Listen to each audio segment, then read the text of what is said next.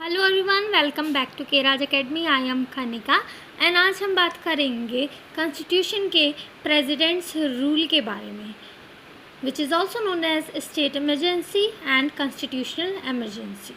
So let's get started.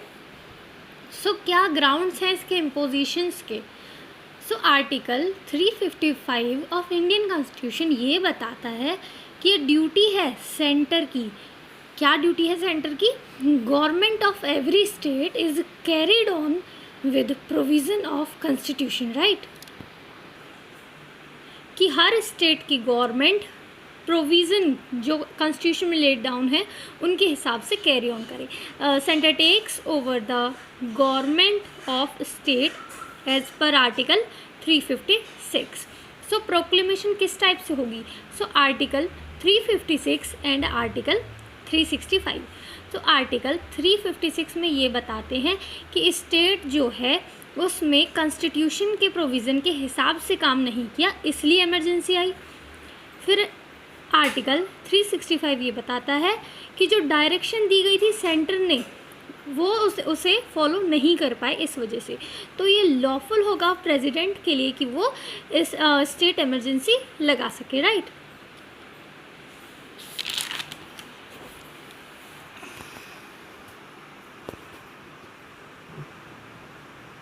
अब देखते हैं approval and duration by both houses of parliament with in 2 months. तो हमने लास्ट जो वो थी नेशनल इमरजेंसी, उसमें हमने देखा था सिर्फ 1 महीने का टाइम उसमें दिया जाता था। If Lok Sabha has been dissolved or dissolution takes place, then the proclamation survive until 30 days from the first sittings of Lok Sabha। तो क्या होगा कि जब लोकसभा डिज़ोल्व है तो उसके बाद उसकी फर्स्ट सिटिंग उसके रिकॉन्स्टिट्यूशन के बाद 1 महीना दिया जाएगा, राइट? और जो कि ये 6 मंथ तक चलेगी। तो ये मैक्सिमम 3 सालों के लिए एक्सटेंड कर सकती है, और लेकिन इसमें हर 6 महीने के बाद अप्रूवल पार्लियामेंट का लेना पड़ेगा।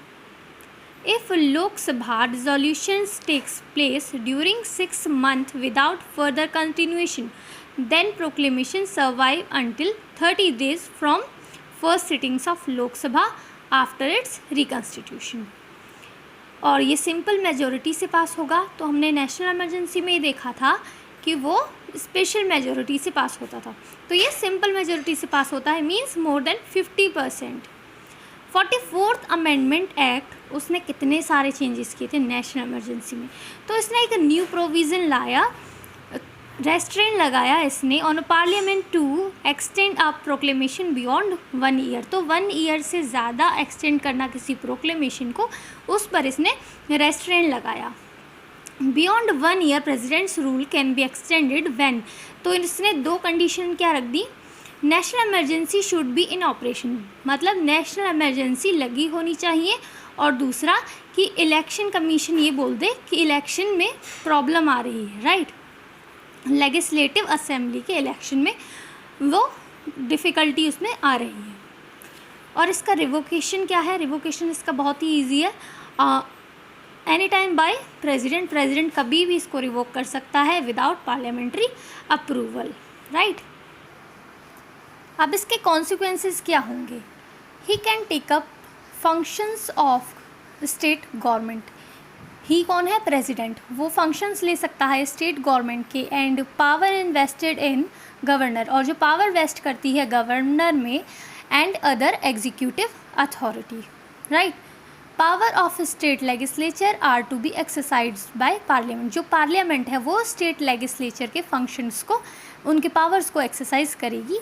He can take all necessary steps including suspension of constitution provision related to any body or authority in state।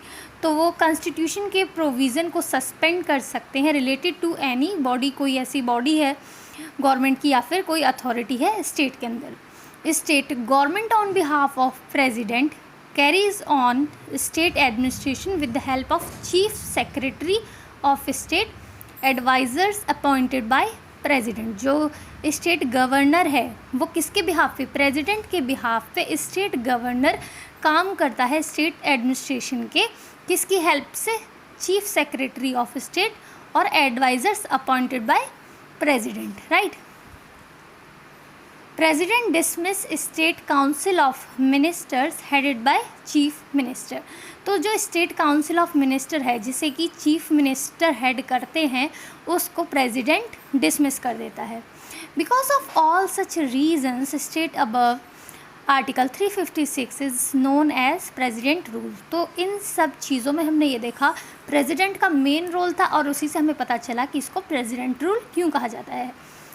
He suspend और dissolve state legislative assembly, parliament pass state legislative bill and state budget.